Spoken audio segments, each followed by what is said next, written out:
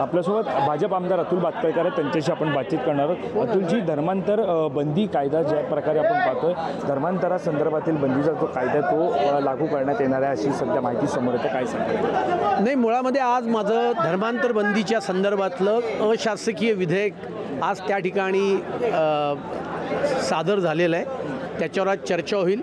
महाराष्ट्रामध्ये प्रलोभनं, जबरदस्ती, पैशाची प्रलोभनं दाखवून मोठ्या प्रमाणावर धर्मांतर केलं जातं आहे आणि याच्या विरोधामध्ये कठोरातला कठोर कायदा झाला पाहिजे अशी माझी मागणी आहे। आणि त्यामुळे त्या कायद्यावर आज चर्चा होईल आणि सरकार आपली भूमिका स्पष्ट करेल। मला पूर्ण आशा आहे सरकार येणाऱ्या काळामध्ये या संदर्भातला लव जिहादच्या विरोधातला, धर्मांतराच्या विरोधातला कायदा करेल। मागील काळामध्ये बऱ्याच प्रकरण अशी जी आहे ती समोर आली होती धर्मांतराबाबतची। जर हा कायदा लागू झाला तर याचा फायदा किती होणार? नाही, याचा फायदा म्हणजे जबरदस्तीने, प्रलोभनाने, खोट्या आश्वासनाने धर्मांतर करायला कायद्याने बंदी आहे। एखाद्या व्यक्तीला स्वतःच्या विचाराने धर्मांतर करायचं असेल तर ते करता येतं, परंतु प्रलोभनं दाखवून आणि त्यामुळे चर्चेसच्या संघटना असतील, काही मुस्लिम संघटना असतील, या सगळ्या माध्यमातून धर्मांतर करण्याचा प्रयत्न करतात, जबरदस्तीने धर्मांतर करण्याचा प्रयत्न करतात आणि त्यामुळे त्याच्या विरोधामध्ये याचं बिल आहे आणि याचा फायदा महाराष्ट्राला मोठ्या प्रमाणावर। अतुलजी, काल जनसुरक्षा कायदा जो आहे तो विधानसभेमध्ये पारित झाला, त्या संदर्भात मांडला गेला, आज विधान परिषदेमध्ये मांडण्यात येणार आहे। जनसुरक्षा कायदा हा संपूर्ण देशभरामध्ये पाळला गेला तर राज्यासाठी हा किती महत्त्वाचा आहे? हा कायदा राज्याकरता अत्यंत महत्त्वाचा आहे। देशातल्या 5 राज्यांना केंद्र सरकारने हा कायदा करावा असं सुचवलं होतं।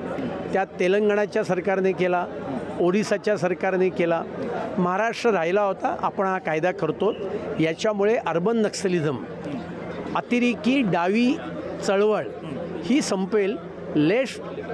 विंग एक्स्ट्रीमिझम जो आहे, जो सर्वोच्च न्यायालयाने वापरलेला शब्द आहे, त्याला वैचारिक पाठिंबा देणारा या छुप्या संघटना आहेत त्या संघटनांच्या विरोधातला हा कायदा आहे। पण ज्या प्रकारे विरोधक म्हणत आहेत की हा जर कायदा राज्यभरामध्ये लागू झाला तर आंदोलनं केलं किंवा काही केलं तर थेट ही तुरुंगवारी जी ती होणार। विरोधकांचं बौद्धिक दारिद्र्य पण आहे पहिला मुद्दा, आणि विरोधक याचं मुद्द्याचं राजकारण करत आहेत। काल हे स्पष्ट केलं आहे की हा कायदा व्यक्तीच्या विरोधात वापरताच येणार नाही आहे, एक संघटनेच्या विरोधात वापरायचा आहे। तो वापरण्याची पद्धत काय आहे? जर का सरकारला म्हणजे पोलिसांना असं वाटलं की एखादी संघटना भारतीय प्रजासत्ताकाला, भारतीय राज्यघटनेला आव्हान देते, सरकारला नव्हे, एखाद्या कायद्याला नव्हे, एखाद्या सरकारच्या निर्णयाला नव्हे, तर भारतीय घटनेला आणि भारतीय प्रजासत्ताकाला शक्तीचा वापर करून उलथून टाकण्याच्या संदर्भातला प्रचार प्रसार करते आहे, तर त्या संघटनेच्या विरोधामध्ये हा कायदा वापरता येईल।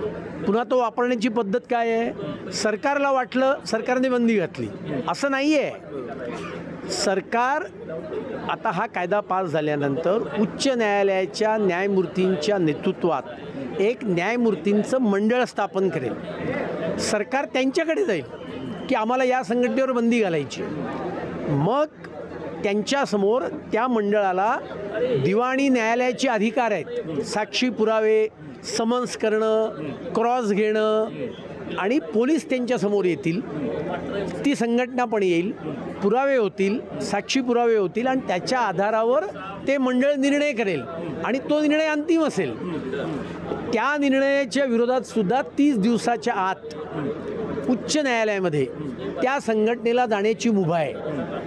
आणि मी तो जरी असं वादाकरता गृहीत धरू की त्या न्यायमंडळाने संघटनेवर बंदी घालण्याचा निर्णय दिला तरीसुद्धा पुढचे 30 दिवस उच्च न्यायालयात जाण्याची मुभा असल्यामुळे सरकार त्याच्यावर कारवाई करू शकत नाही। त्यामुळे इतकं डेमोक्रेटिक आणि नॉन एक्झिक्युटिव्ह ज्याला म्हणतो की पोलिसांच्या हातात दिलेलं नाही आहे, तर एका न्यायपालिकेच्या हातात या संदर्भातले अधिकार दिलेत। असं असताना विरोधी पक्षाने अशा पद्धतीचं राजकारण करणं, याच्यावरनं मी म्हटल्याप्रमाणे 2च गोष्टी होतात। एक, त्यांची बौद्धिक दिवाळखोरी प्रगट होते आणि राष्ट्रीय सुरक्षेच्या बाबतीत सुद्धा ते राजकारण करतात। आपल्या राजनैतिक स्वार्थाच्या वर उठून ते राष्ट्रीय सुरक्षेचा विचार करत नाही आहेत, हाच त्याचा अर्थ आहे. एक शेवटचा प्रश्न, ज्या प्रकारे तुम्ही चळवळीचा उल्लेख केला आता, पण अशा बऱ्याच चळवळी आहेत ज्या डाव्या असतील, ज्याच्या सध्या आंदोलनामध्ये असतील, सरकार विरोधी असतील, भूमिका असतील, या त्यांच्यामार्फत असतील, त्या घेतल्या जात असतील, तर या सगळ्यांवरती या कायद्यामुळे बंदी येणार? अजिबात बंदी यायचं काही कारण नाही आहे.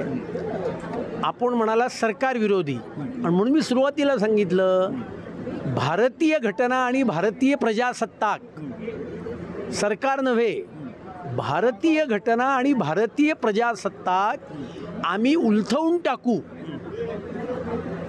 असं म्हणणारे जे लोक आहेत, सरकार नव्हे, सरकार तर आपण 5 वर्षाने उलटवून टाकतोच असो, तो आपल्याला अधिकारच आहे, पण शस्त्रांचा वापर करून तशा पद्धतीचा जर का एखादी संघटनेचं स्टेटेड गोल असेल, त्या संघटनेवर कारवाई, आणि तशा छोट्या मोठ्या 64 संघटना महाराष्ट्रात कार्यरत आहेत. ही पोलिसांकडे माहिती आहे, UPAच्या काळापासूनची माहिती आहे, आणि त्याच्याकरता हा कायदा आहे. विरोधक विनाकारण लोकांमध्ये भीतीचं वातावरण पसरवण्याचा प्रयत्न करत आहेत, ते त्यांच्या राजकीय स्वार्थाकरता प्रयत्न. धन्यवाद आमच्याशी बातचीत केल्यासंदर्भात.